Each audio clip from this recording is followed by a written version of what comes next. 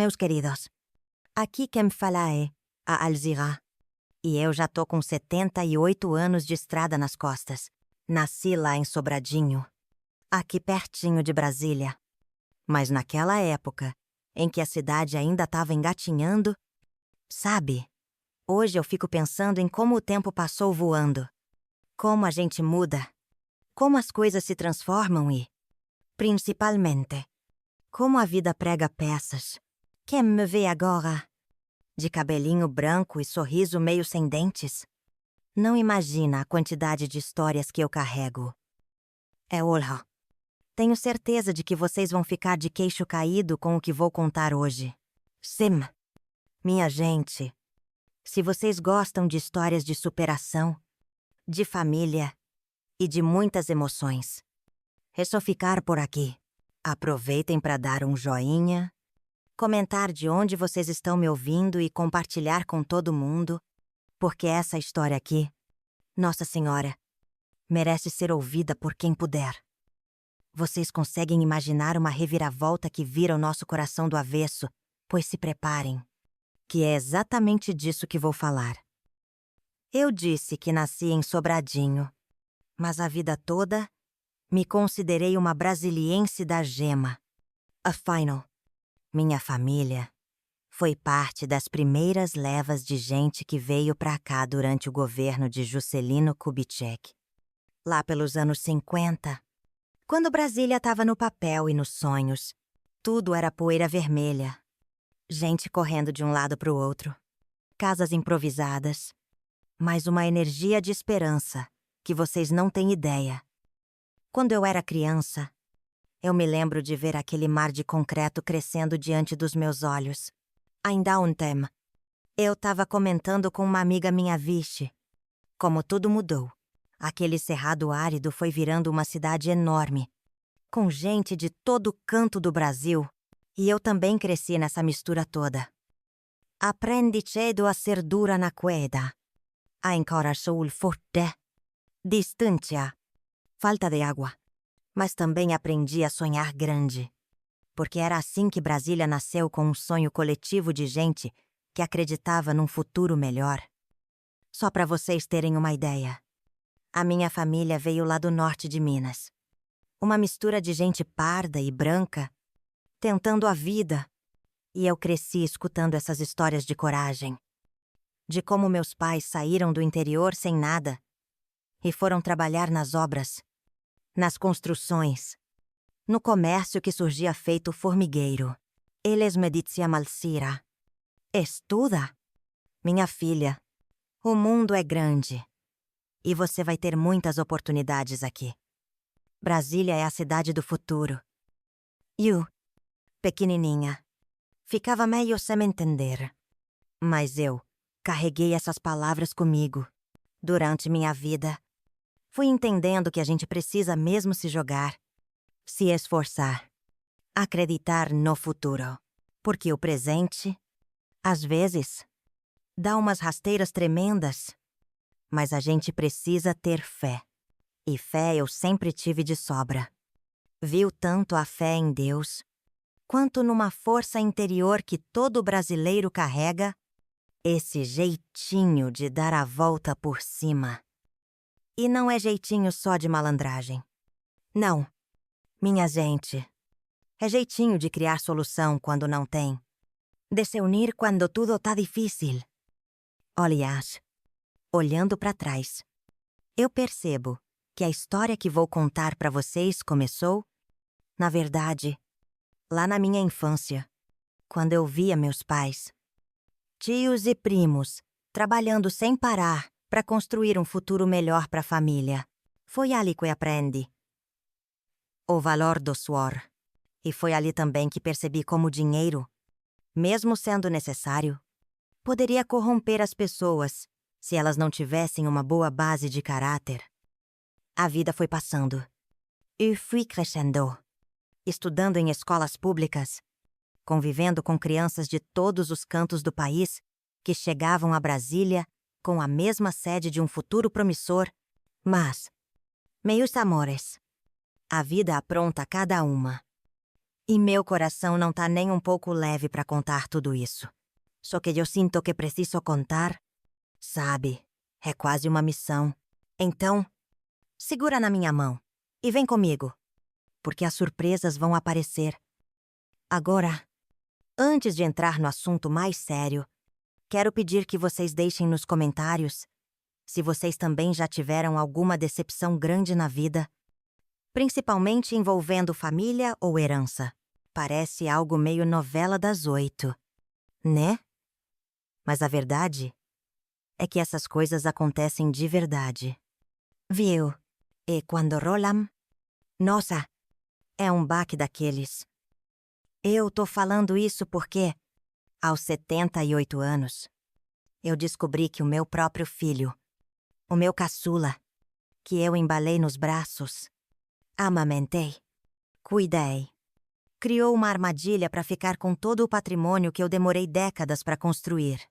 Ele conseguiu me enganar direitinho e, quando vi, tava tudo no nome dele. Tudo que era meu passou para as mãos dele. Eu quase tive um troço quando descobri. Meu Deus do céu. Dói contar. Mas ao mesmo tempo, eu sinto que preciso dividir isso. Porque tem muita gente que passa por situações parecidas e fica calada. Com vergonha. Mas a gente não pode se calar. Não. Minha gente, se não denunciar, se não expor, o mal continua crescendo. É difícil falar disso, mas prometo que vocês vão entender cada passo dessa história. Vou contar desde o princípio, quando eu era só a menininha Alzira, filha de pedreiro e cozinheira, que corria nas ruas de terra de Brasília, lá pelos anos 60, com o joelho ralado e coração cheio de esperança. Depois, vou mostrar como a vida foi me dando chances e obstáculos. Como consegui formar patrimônio, criar meus filhos e chegar onde cheguei. Eri, por fim, como essa punhalada pelas costas aconteceu. Mas calma, que não tem final triste. Não, eu sou brasileira. Não desisto nunca. E esse caso me fez despertar para muitas coisas. Então, você fica até o final. Se quiserem, peguem um cafezinho, um pão de queijo, uma coisinha gostosa para beliscar e venham comigo. Porque essa história é longa. Lá vamos nós. Pois então, fui nascida e criada numa família simples. Lá pelos idos de 1950, quando ainda nem existia Brasília do jeito que a gente conhece, meu pé, o seu Geraldo, veio de um lugarejo em Minas e se instalou por aqui porque ouviu falar que estavam construindo a nova capital do país e que tinha emprego de sobra. Como ele era bom de braço. Fota. Sabia mexer com cimento e tijolo. Logo conseguiu vaga como pedreiro em umas obras. A minha mãe, Dona Laura, era cozinheira de mão cheia e cuidava das marmitas para os operários. Acho que vocês conseguem imaginar o cheiro de feijão fresquinho. Arrochotinho. Um ovo frito com a gema mole. E um bifinho feito na chapa. Poise. Era assim que eu vivia. Comendo a comida que minha mãe preparava e ela ainda vendia para quem quisesse. Eu me lembro dos almoços barulhentos. As panelas tinindo. A fumaça subindo. Os operários colocando a mão no bolso para pagar. E a gente vivia com pouco, mas Bíblia unida. Os primeiros anos da minha infância foram de barraco de madeira, chão batido, sem muita estrutura, água encanada, Bixe Maria. Isso era um luxo que a gente não tinha. Eu acordava de manhã, ia ajudar minha mãe a lavar as vasilhas no balde. Depois corria para uma escolinha improvisada por perto. A escola ficava numa salinha emprestada. Não tinha muita coisa além de uma lousa, algumas carteiras de madeira e o quadro do presidente Juscelino na parede, lembrando o povo de que a capital estava nascendo. Eu estudava e adorava aprender. Nossa, a sensação de decifrar as palavras, de somar números, de conhecer histórias de outros lugares do Brasil, aquilo me enchia de alegria. Era a semente da curiosidade que me levou longe depois. E meus pais sempre reforçaram a Alzira. Estudo é a maior riqueza que a gente pode te dar. E eu acreditava mesmo nisso. Eu via Yantan analfabeta, sem conseguir ler placa de rua, sem noção de conta. E percebia o quanto era importante estudar. Ao mesmo tempo, a gente vivia nas missas, nas festas de padroeiro, onde cantava o coral da igreja e todo mundo confraternizava. Minha família sempre foi católica, mas aquela religiosidade simples, sabe? Eu aprendi a rezar, a confiar que a vida é obra de Deus, mas também conheci gente de outras crenças ali mesmo no Cerrado. Tinha uns camaradas que vinham da Bahia. Trouxeramo candomblé, umbanda. E a gente ia trocando experiências. E eu, menina, achava tudo isso um mundo mágico. Sentia que o Brasil era muito diverso e que o pessoal estava todo junto erguendo a nova capital. Só quem viveu aquele comecinho de Brasília sabe explicar o clima de novidade e ao mesmo tempo de desolação. Porque a cidade era um canteiro de obra cercado por um deserto de mato e poeira vermelha. Cresci, minha gente, correndo, brincando de roda, pulando amarelinha, dividindo doce com as amigas. A Nuat tinha vez que a gente ficava sem energia elétrica. E aí era um breu só. Mas eu me acostumei a olhar pro céu estrelado, rezar um Pai Nosso e agradecer por tudo. Nunca faltou amor. Sabe? E quando fui ficando mais mocinha, comecei a prestar mais atenção na vida difícil que meus pais tinham. Meu pai trabalhava até tarde nos prédios que subiam feito cogumelos na esplanada. E minha mãe fazia marmita. Depois lavava roupa pra fora. Passava a ferro. Eu me doía vendo aquilo. Pensava que um dia eu poderia oferecer uma vida melhor pra eles. E lá dentro, o que me ardia era a vontade de crescer, estudar e me tornar alguém de sucesso. Minha referência de sucesso, na época, era ser professora, funcionária pública ou qualquer coisa que desse estabilidade. Porque estabilidade era tudo que as famílias dali sonhavam.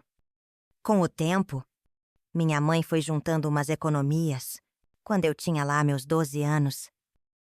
A gente conseguiu alugar uma casinha com mais estrutura, onde tinha água encanada e eletricidade quase todos os dias. Ainda era simples, mas foi uma conquista. E foi nessa casinha que passei a adolescência, vivendo naquele clima dos anos 60 em Brasília, onde tudo ainda estava em formação. Mas já tinha uns barzinhos, uns bailes nas quadras residenciais.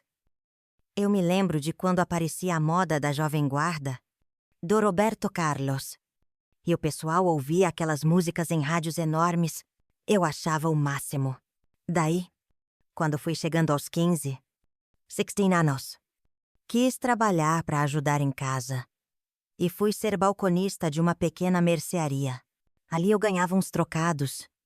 Ajudava meus pais e ainda guardava um pouquinho para mim. Sempre fui muito determinada. Meus queridos, sempre gostei de ter meu próprio dinheirinho. E foi nessa fase que os desafios sociais começaram a aparecer e havia tanta desigualdade. Gente morando em invasão. Pessoas que vinham de diferentes estados na esperança de trabalhar no serviço público, mas acabavam sem oportunidade. Ao mesmo tempo, tinha aquele pessoal da alta cúpula, políticos, empresários, que viviam em casas luxuosas no plano piloto. Era um contraste que mexia comigo. Como pode, na mesma cidade, ter gente sem água, sem esgoto, e do outro lado, mansões e carros do ano? Eu, adolescente, me revoltava com aquilo.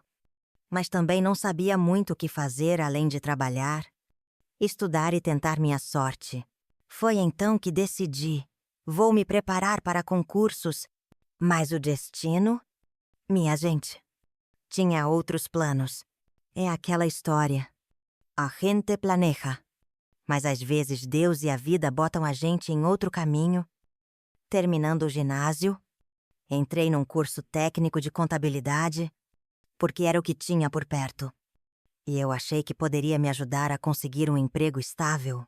Mas, no meio do caminho, conheci o Francisco, que acabou virando meu primeiro namorado sério. Ele era filho de um comerciante, também recém-chegado em Brasília, e tinha aquele charme de moço trabalhador. Sabe, a gente começou a namorar escondido, porque meu pai era ciumento que só. Meu pai dizia estuda.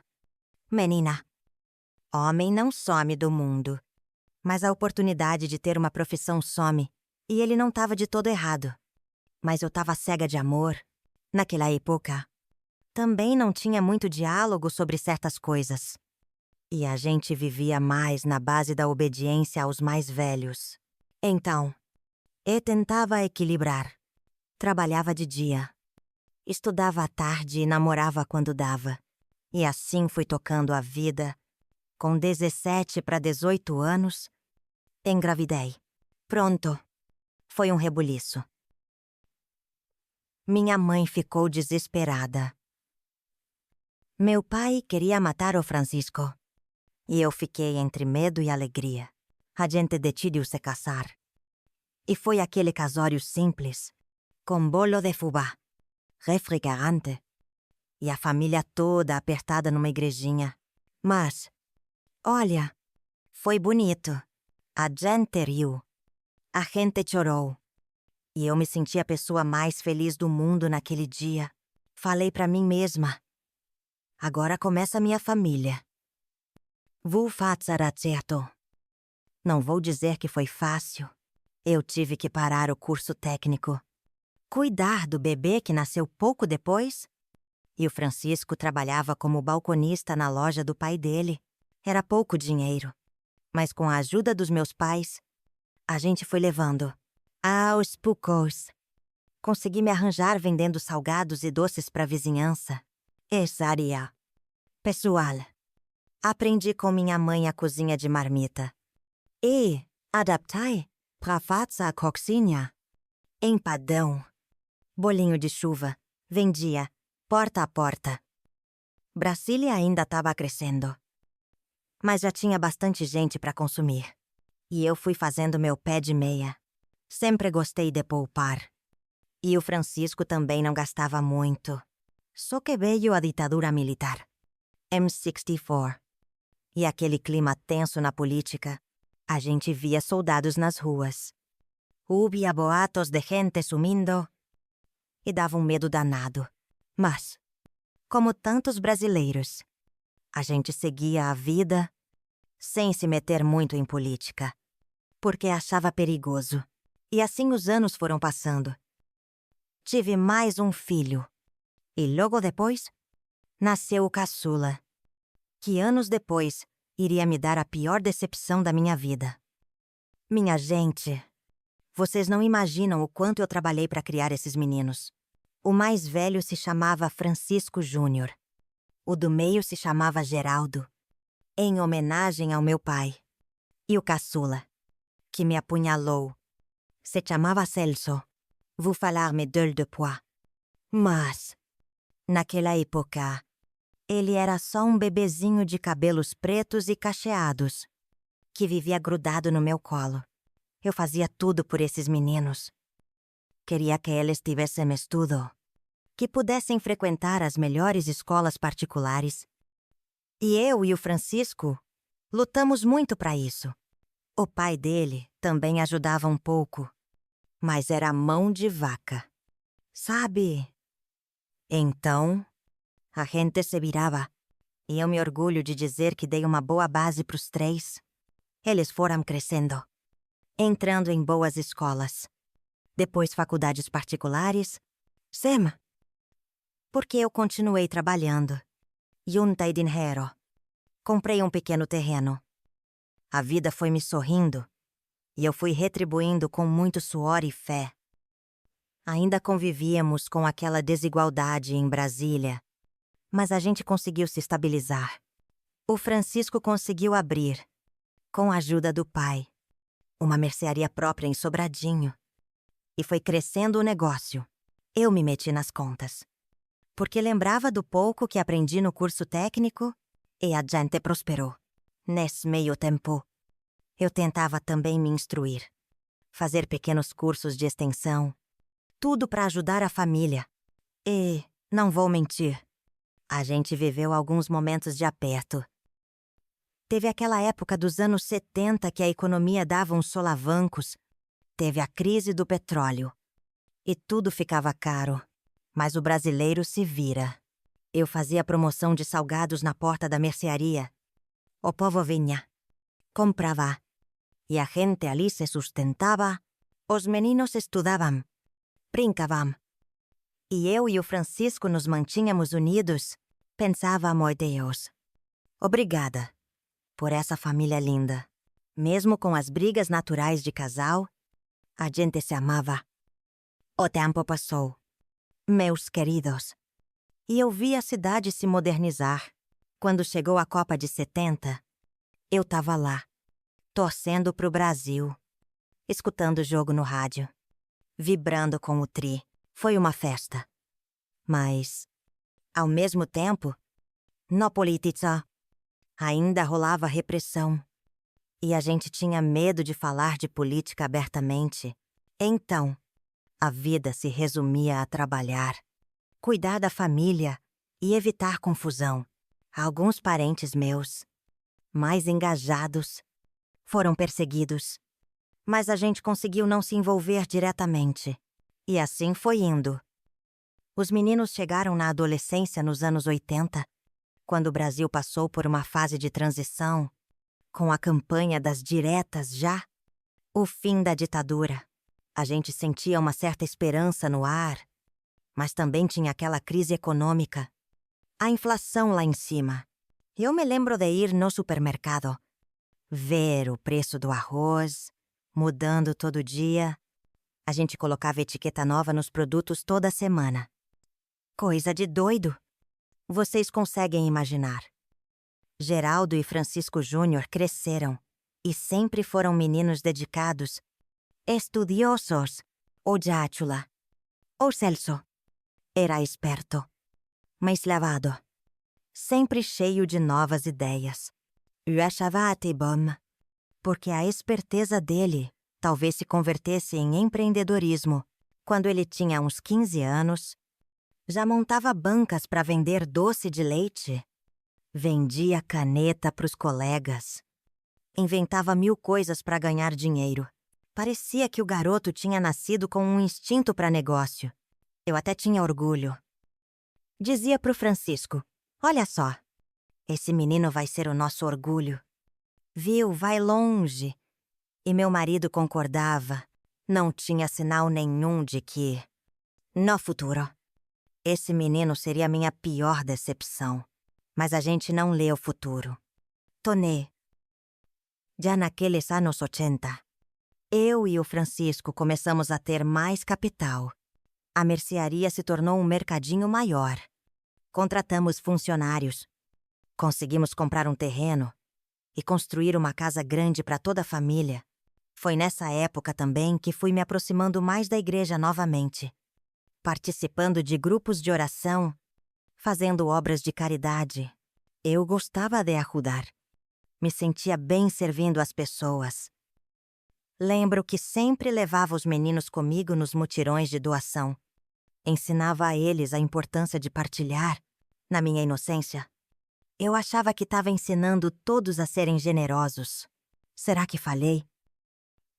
Eu tentava ser justa com eles. Dava conselhos, mas também não tolerava molecagem quando algum fazia besteira. Eu vinha com quinelo. Tava bronca. E eles ficavam pianinho. Mas sabe como é? Conforme vão crescendo, ele fica meio independente. O Geraldo quis fazer direito. O Francisco Júnior foi para a área de administração. e o Celso começou a se interessar por contabilidade e finanças. Eu e o pai ficamos felizes de poder bancar a faculdade para cada um. Naquele tempo, não era nada barato, mas a gente apertou o cinto. Eu até parei de comprar meus sapatos bonitinhos. Deixei de ir ao salão. Tudo para poupar e pagar a educação dos meninos, porque eu sempre acreditei nisso estudo. Minha gente, é o maior legado que a gente pode dar e achava que eles reconheceriam esse sacrifício, né? Mas, no meio dos estudos, o Celso mudou. Quando entrou na faculdade, começou a andar com uns amigos mais abastados, que tinham carrão, dinheiro para festas, luxos que a gente não podia bancar, e ele passou a ficar mais distante, meio arrogante. Sabe, ficava reclamando da nossa casa, do nosso jeito simples. Quando fazíamos um churrasco de família, ele aparecia com cara de quem estava ali por obrigação. Mas eu não via maldade nisso.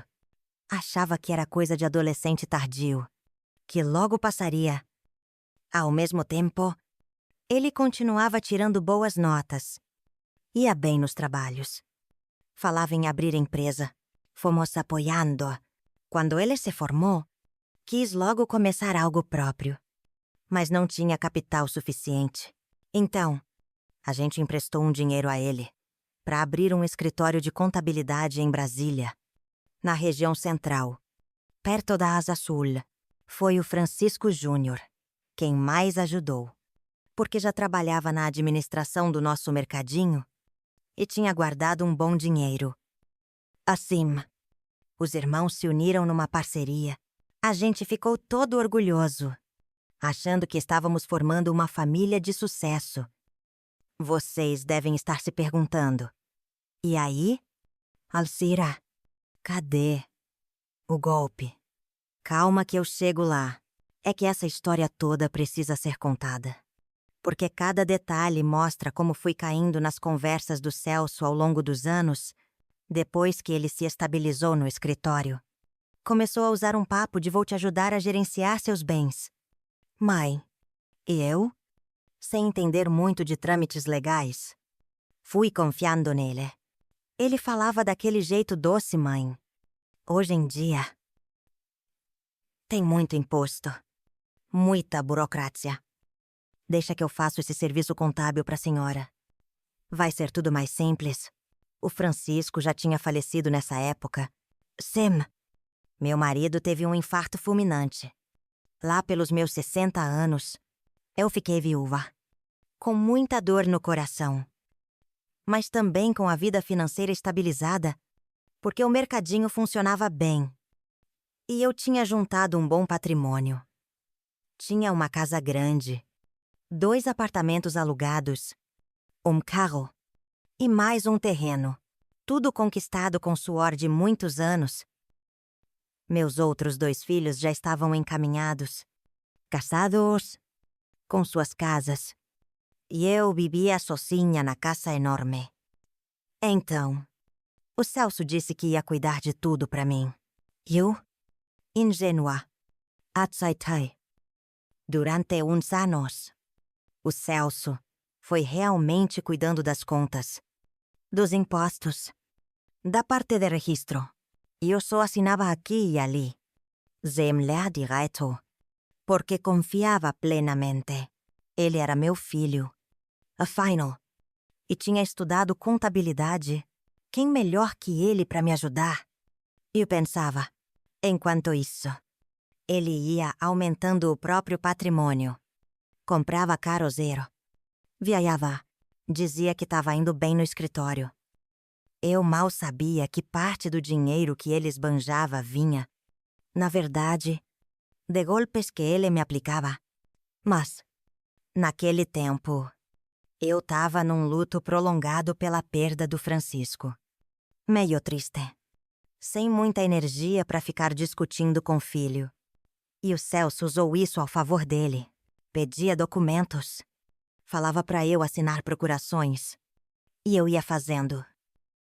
Quando finalmente percebi que algo estava estranho, Já tinha se passado uns bons anos. Um dia, precisei renovar o seguro da casa e fui ver os documentos. Então, notei que o imóvel não estava mais no meu nome, mas no nome do Celso. Falei, Deus do céu. Deve ser algum equívoco no cartório. Fui perguntar para ele. E ele deu uma desculpa, mãe. Eu fiz isso para simplificar a gestão. Mas, se a senhora quiser, a gente passa de volta. Só que nunca passou de volta. E, na verdade, todas as minhas propriedades estavam no nome dele. Inclusive contas bancárias, que ele abriu em conjunto comigo, mas me colocou como dependente enquanto ele era o titular. Vocês conseguem imaginar o tamanho do meu choque? Mas, antes de contar como isso foi se desenrolar, deixa eu falar um pouco de como isso mexeu comigo. Eu, que sempre acreditei em família, em partilha, em amor entre mãe e filho, me senti traída. Foi pior do que uma facada no peito. Minha gente, fiquei doente. Cheguei a perder peso, parar de comer. O que mais doía era saber que ele, o caçulinha, aquele que eu embalei nos braços, teve coragem de fazer isso comigo. Eu me lembro de quando ele nasceu, tão frágil, e eu prometi protegê-lo. E agora, ele me virava as costas e me deixava na rua da amargura.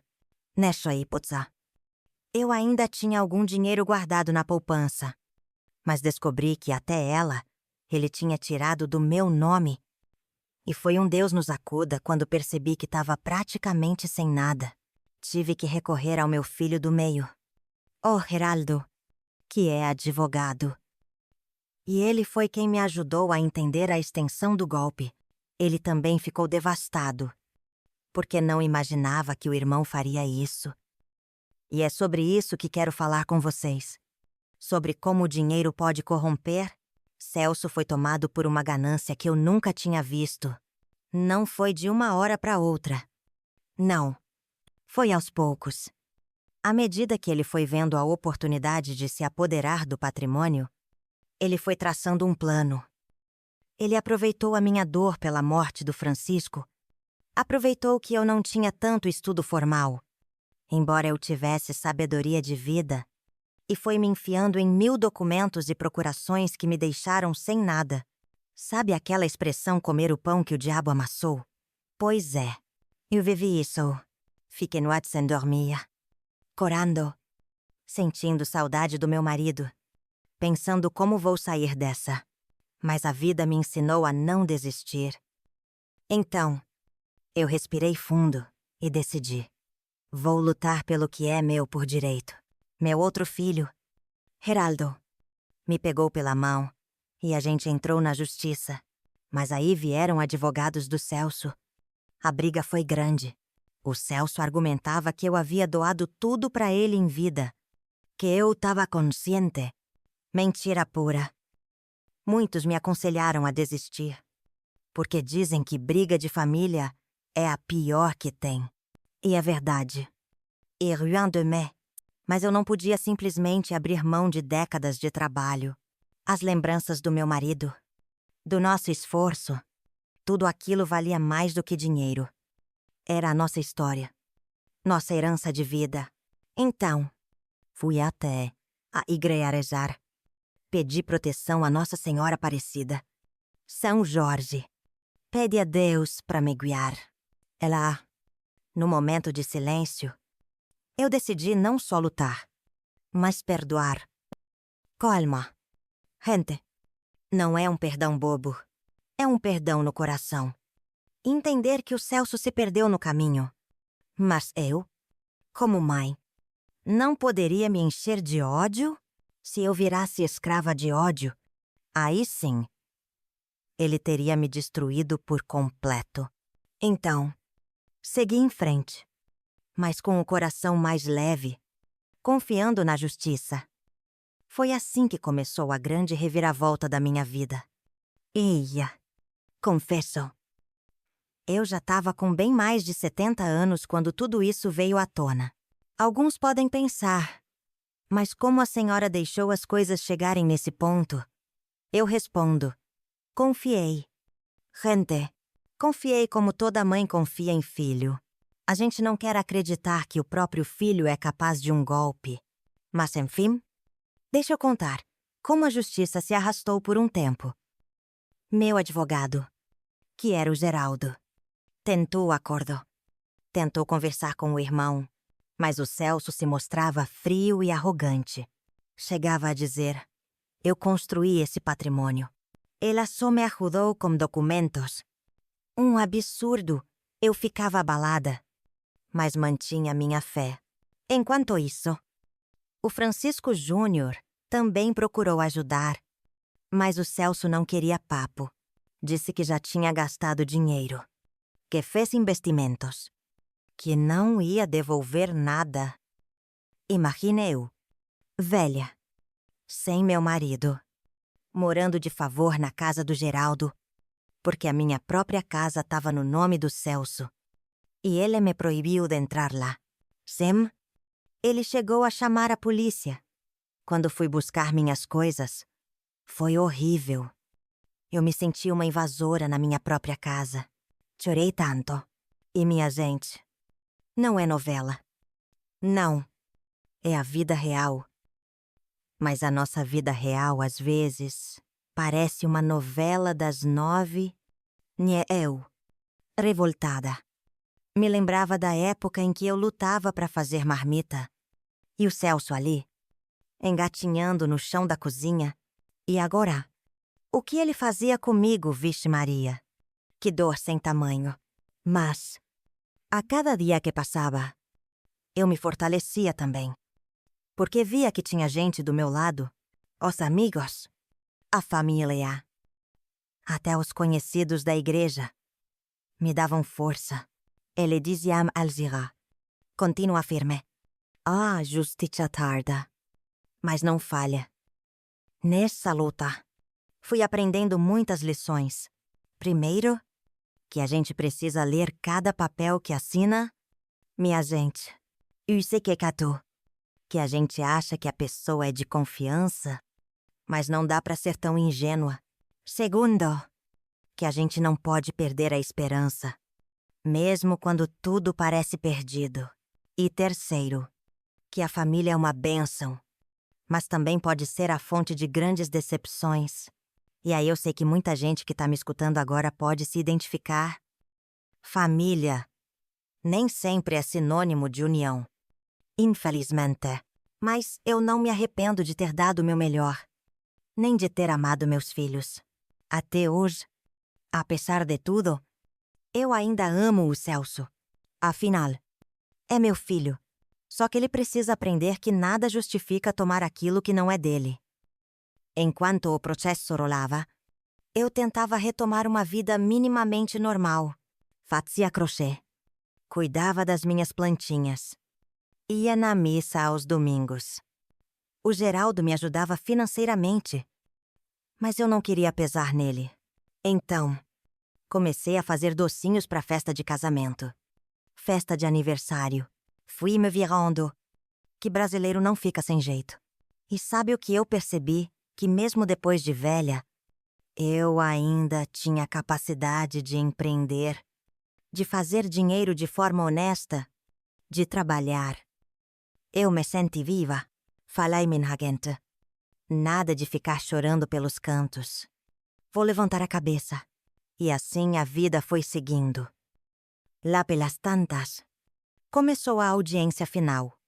E a gente achou que talvez pudesse ter um acordo, mas o Celso endureceu. Disse que não tinha nada a acertar. Que eu havia passado tudo para ele por livre e espontânea vontade. Eu me segurei para não cair no choro na frente do juiz. Mas o juiz notou a minha fragilidade. Sabe, às vezes, as pessoas acham que a justiça é completamente fria. Mas tem juízes que têm humanidade também. Ele pediu para os advogados apresentarem toda a documentação. Aí, o Geraldo mostrou um monte de provas de depósitos que eu fiz, de dinheiro que eu ganhava no mercadinho, de documentos com assinaturas muito suspeitas. A perícia provou que o Celso tinha falsificado datas e que havia incoerências. O Celso tentou argumentar. Mas, no fim, as provas eram fortes. O juiz determinou que o patrimônio fosse devolvido para mim, com exceção de alguns bens que o Celso já tinha vendido a terceiros de boa-fé. Mas o grosso foi devolvido. E ele ainda foi condenado a me pagar uma indenização pelos danos morais. Vocês não imaginam o peso que saiu das minhas costas naquele momento. E eu chorei de alegria, mas também de tristeza. Porque isso significava uma racha definitiva na família. Não era um final feliz de novela, onde todo mundo se abraça e pede desculpas. O Celso me odiou por isso. Sumiu. Não fala mais comigo. Me bloqueou.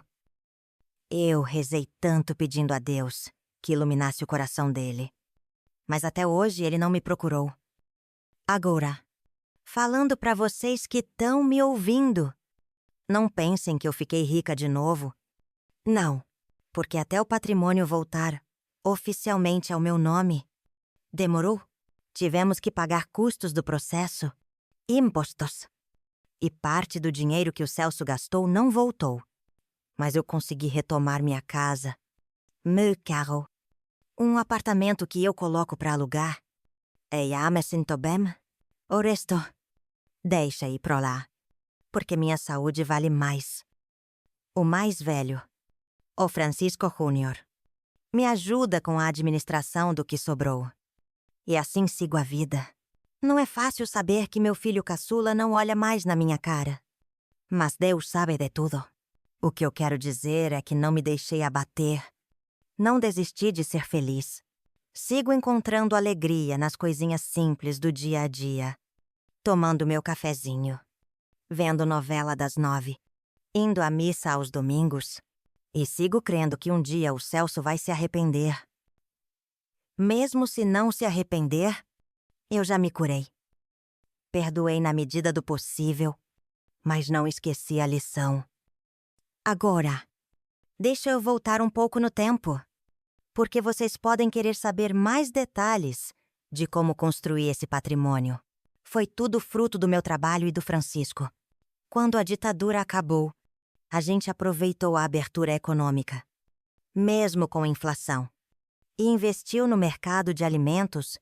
O Francisco Júnior, que já era administrador, trouxe ideias de marketing, promoção, e o mercadinho cresceu. Abrimos filiais em outras quadras. E mesmo sem formação superior, tocava a parte das finanças com base na experiência de vida e nos cursos rápidos que fiz. A gente prosperou porque, além de trabalhar duro, a gente respeitava os clientes, tratava os funcionários com dignidade. Eu sempre oferecia café, biscoito para quem viesse comprar. Dava fiado para quem precisava, mas sem deixar correr solto. E assim a gente foi criando um clima de família. E dá certo. Viu? O pessoal do bairro nos via como uma extensão da sua casa. E ficamos conhecidos. A renda cresceu. E fomos investindo em imóveis que valorizaram muito em Brasília. Então, quando o Francisco morreu, eu tinha uma boa base financeira, mas não estava emocionalmente preparada para cuidar de tudo sozinha. E foi aí que o Celso viu a brecha e entrou de sola. É por isso que eu digo, o caminho que nos leva ao grande golpe é construído em passos pequeninos. A gente não percebe. A pessoa vai se aproximando, se oferecendo para ajudar. A gente confia por ser familiar. E quando menos espera, tá dentro de uma armadilha. Então, meus queridos, fiquem espertos, porque infelizmente existem pessoas assim até dentro da nossa casa. Mas também quero falar de coisas boas que aprendi. A solidariedade brasileira me surpreendeu, porque quando a bomba estourou, várias pessoas do bairro fizeram uma vaquinha para me ajudar. Disseram que eu não poderia ficar desamparada. Foi emocionante. Teve dia que batiam na porta. Me traziam uma quentinha. Diziam Dona Alzira, a senhora já fez muito pela gente. Agora a gente quer retribuir. Isso me deu forças. Me lembrou do quanto o brasileiro é solidário, principalmente em momentos difíceis. Acho que isso faz parte do nosso jeitinho, do nosso coração. A gente adora uma festa. Adora soar, mas na hora de ajudar, a gente ajuda mesmo. De peito aberto. Outra coisa, eu reforcei minha fé. Comecei a participar de novenas, rezar o terço diariamente, pedir a intervenção dos santos. E houve momentos em que pensei em desistir, porque estava exausta. Doente, cheia de dores físicas e emocionais. Mas cada vez que eu ia à igreja e comungava, sentia um alívio, uma paz que me renovava. Não sei se vocês acreditam em Deus, mas eu acredito. E sei que Ele não abandona ninguém. Também busquei ajuda de um grupo de oração carismática e as pessoas me abraçavam. Diziam palavras de conforto. Parecia que eu renascia a cada encontro. E sobre o Celso? Preciso dizer que não nasceu monstro.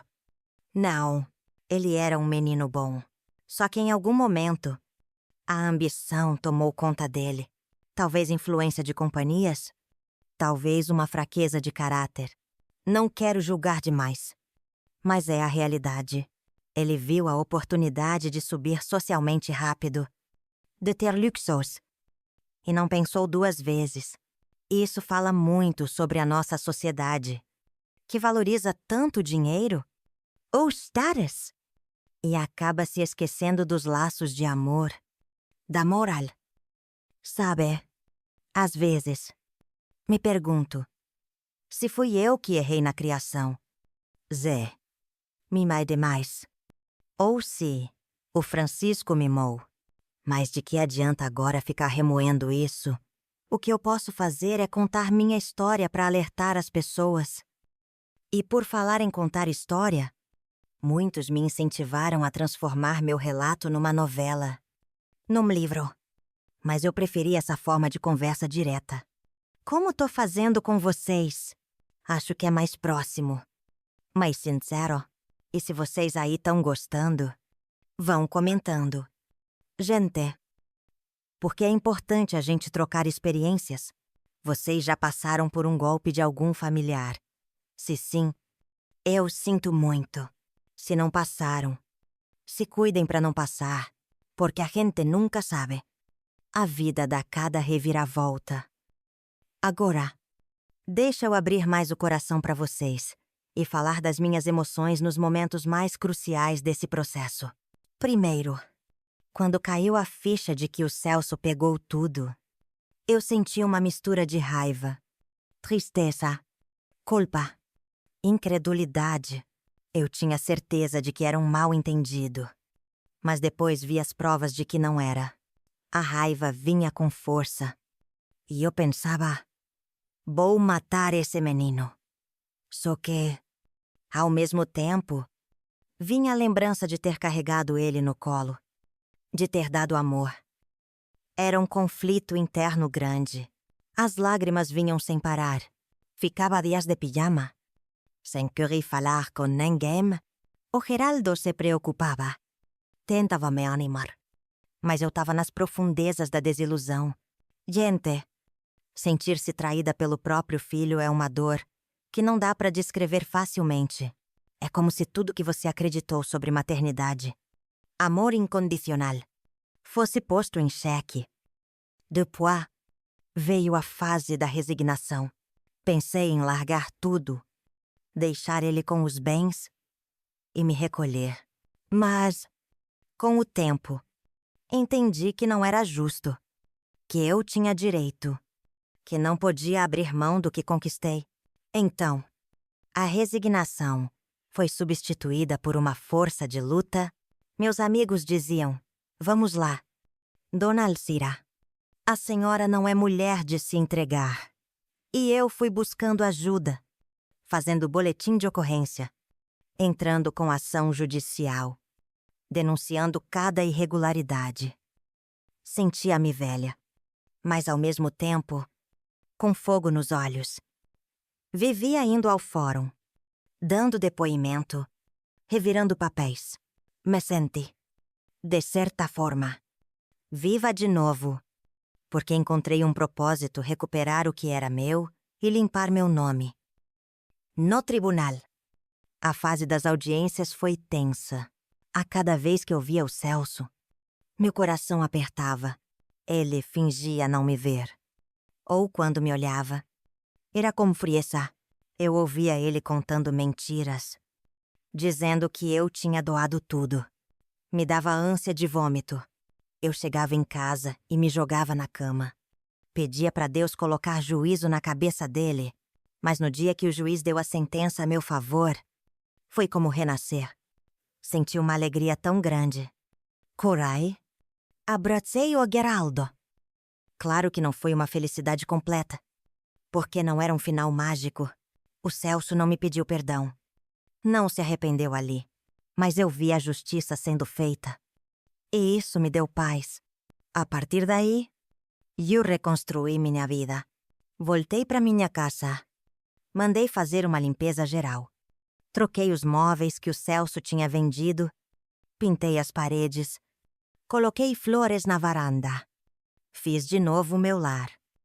E me senti grata, porque quantas pessoas não conseguem reaver seus bens? Sei que no Brasil tem muitos casos em que a justiça demora anos e anos e a pessoa morre sem ver a solução. Eu tive a sorte de encontrar um juiz e advogados competentes. Bendito seja Deus. Agora, deixa eu falar dos meus outros 2 filhos, que foram fundamentais nesse processo. Oh, Geraldo, como falei, é advogado. E teve um papel crucial, pois conhecia as brechas. Sabe argumentar, mesmo não sendo especialista em direito de família, e ele estudou tudo. Consultou colegas e se empenhou. Ele também ficou arrasado com a postura do irmão, mas manteve a serenidade. O Francisco Júnior, por outro lado, ficou tão indignado que queria ir às vias de fato. Queria esmurrar o Celso.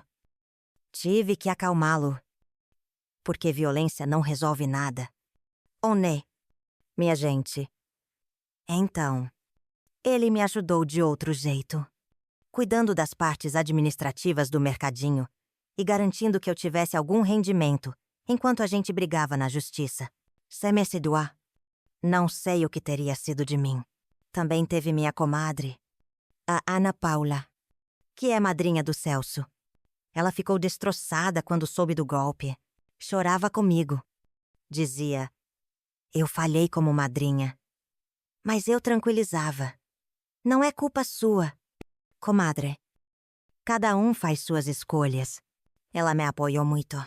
Sempre levando um bolo, uma canja de galinha, quando eu estava desanimada. Esse apoio familiar me manteve de pé. Falando em misticismo e religião, devo dizer que não me prendi só ao catolicismo. Não, como eu sempre fui curiosa, também busquei conselhos com uma mãe de santo de Umbanda que mora perto de casa. A Dona Conceição. Ela me recebeu com carinho. Fez uma consulta com os búzios e disse que eu estava carregada de energia negativa, que precisava limpar meu caminho. Fez um banho de arruda. Me fez participar de uns cantos de louvor a Oxalá. E eu senti um conforto enorme. Olha, eu respeito todas as religiões, porque Deus é um só. Cada um adora de um jeito. E se faz o bem. Tá tudo certo. Essa vivência ecumênica tá na alma do brasileiro. Não é? Então, essa parte espiritual também me ajudou muito. Roger, passados alguns anos, eu me sinto em paz, mas também mais cautelosa. Eu tenho 78, pertinho de 79, e já vejo o mundo com olhos mais serenos. Continuo morando na minha casa em Brasília, onde vejo o pôr do sol lindo do cerrado. Aquele céu aberto, aquele azul imenso. Às vezes, sinto saudade do tempo em que o Celso era um menino doce. Mas logo penso, A vida segue. Aprendi a cuidar sozinha dos meus documentos. Tenho minha conta bancária individual. Leio tudo antes de assinar. Consulto o Geraldo se tiver dúvida. Não quero passar outro perrengue desses. Não. Fico feliz por ter conseguido retomar parte do meu patrimônio. Alugo um apartamento. O outro dei pro Geraldo morar com a família. E o mercadinho agora é mais administrado pelo Francisco Júnior, que o expandiu e transformou numa rede de supermercados. Fico orgulhosa dele. Enfim, a vida continua. E a gente tem que se adaptar. Agora tenho até celular moderno. Mexo, no WhatsApp.com. Meus netos. Tô aprendendo a lidar com a tecnologia. Coisa que a gente nunca imaginava lá no comecinho de Brasília. Quando tudo era mato e poeira. Esses netos me enchem de esperança no futuro. Eles são a prova viva de que a gente vai seguindo em frente. Formando novas gerações. Sempre que posso, passo alguns valores para eles. Conto histórias do passado. Falo da importância de respeitar os mais velhos. De ser honesto, não quero que eles caiam na mesma armadilha da ganância. Eles me escutam com olhos brilhando. Fazem perguntas. E eu vejo que eles têm muita informação. Essa juventude atual é antenada. Sabe de tudo pela internet. Mas espero que eles não percam a ternura e a ética. Falando em Brasília moderna, vocês já repararam quanta coisa mudou? De uma cidade planejada. Meiovácia. Hoje tá cheia de carros. Prédios. Ruas movimentadas. O metrô. Os shoppings. Os setores todos organizados. Mas cada vez mais gente chega. E tudo fica cada vez mais cheio. Ainda tem muita desigualdade. É verdade. Mas também tem muita oportunidade. Vejo que o Distrito Federal se tornou um polo de cultura, política, educação. E fico feliz por fazer parte dessa história desde o comecinho. É como se eu fosse um livro vivo, cheio de páginas falando da evolução de uma cidade que saiu do nada e se tornou a capital do país. E entre essas páginas, tá essa história triste de traição, mas que me ensinou muito. Tem gente que pergunta, mas a senhora não se arrepende de ter confiado tanto no Celso? Eu respondo que se arrepender é inútil. O que eu posso fazer agora é usar essa experiência para alertar os outros. E, claro, me resguardar de novas armadilhas. Me arrepender não vai mudar nada. Então, sigamos.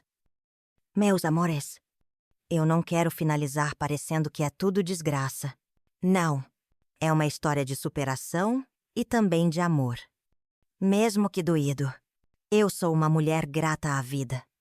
Adeus, tive um marido maravilhoso. 2 filhos, que são ótimos. E um, que se perdeu. Quem sabe? Dia, esse último não encontra seu caminho de volta. Não é mesmo. Enquanto isso, eu sigo o baile. Continuo fazendo as comidinhas que eu gosto. Vendo minhas novelas. Às vezes pego a neta pela mão e levo para comer um pastel na feira. Tenho minhas amigas. Comadres. A vida social na igreja. Não tô sozinha. Nem abandonada. Sou feliz ao cima. De um jeito simples, mas de coração tranquilo. Outra lição que tiro disso tudo é que a gente deve ter pé no chão quando o assunto é herança. Tem gente que se ilude, achando que os filhos vão ser santos. Mas a gente nunca sabe o que passa na cabeça das pessoas. Por isso, quem tembens, melhor fazer um planejamento sucessório direitinho. Conversar com advogados confiáveis. Talvez até com um contador neutro, não vá botar tudo na mão de um único filho. Sem conferir.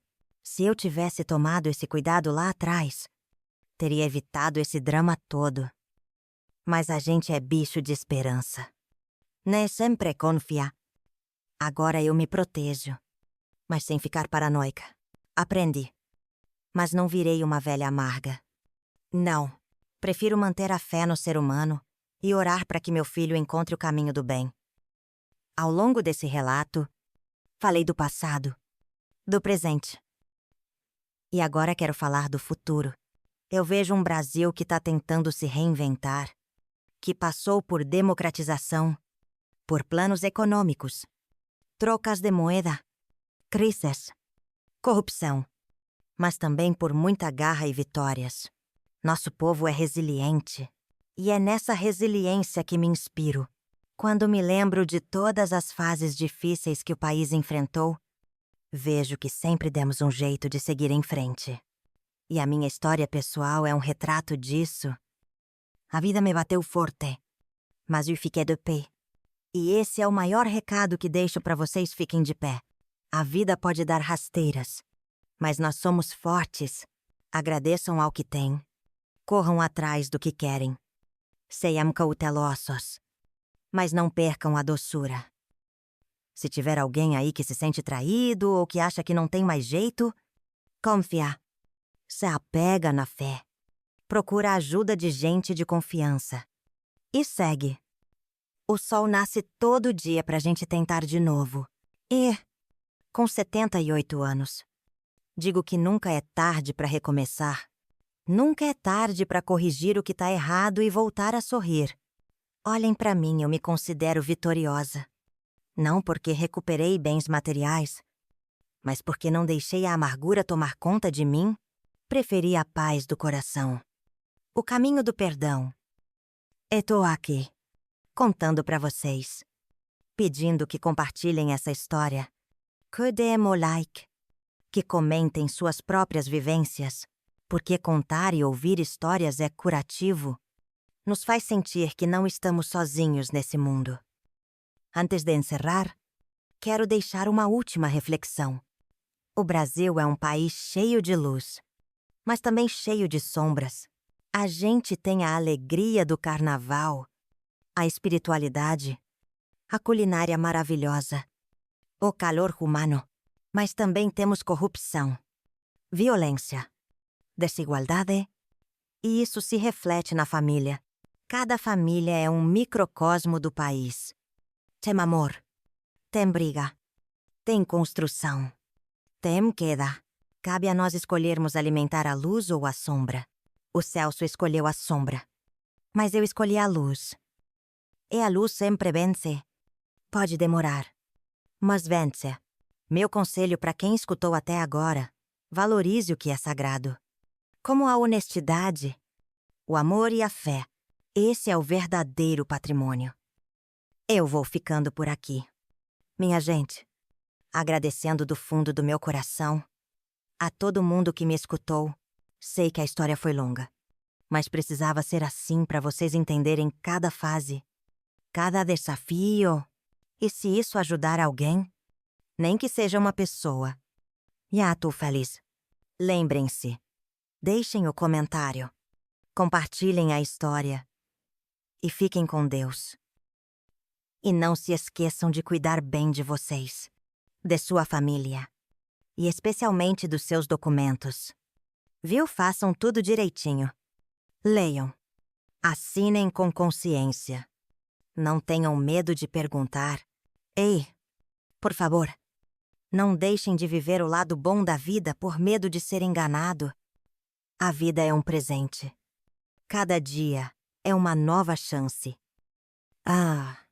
E antes de dar tchau, deixa eu só dizer que o Brasil de hoje também me enche de esperança, mesmo com tantos problemas. Vejo mais debates, mais gente consciente, mais oportunidades de denunciar injustiças. Isso é progresso. Espero que as futuras gerações façam melhor do que a gente. E que, um dia, o Celso encontre o caminho de volta. Talvez já arrependido, querendo me abraçar. Se esse dia chegar, vou estar aqui, de braços abertos, porque uma mãe não deixa de amar seu filho. É como eu disse, a gente não pode se fazer de boba, mas também não pode deixar o rancor consumir nosso coração. É assim, nessa dualidade, a vida segue. Meus queridos, Se você puderem, rezem pelo Celso, para que ele entenda o erro, e rezem por mim também, para que eu siga firme, com saúde, para aproveitar ainda muitos anos ao lado dos meus outros filhos, netos e amigos. Obrigada pela companhia de vocês, que me escutaram com paciência. Um beijo no coração de cada um. Fiquem com Deus e nunca percam a esperança. Fiquem bem. Minha gente, e até a próxima história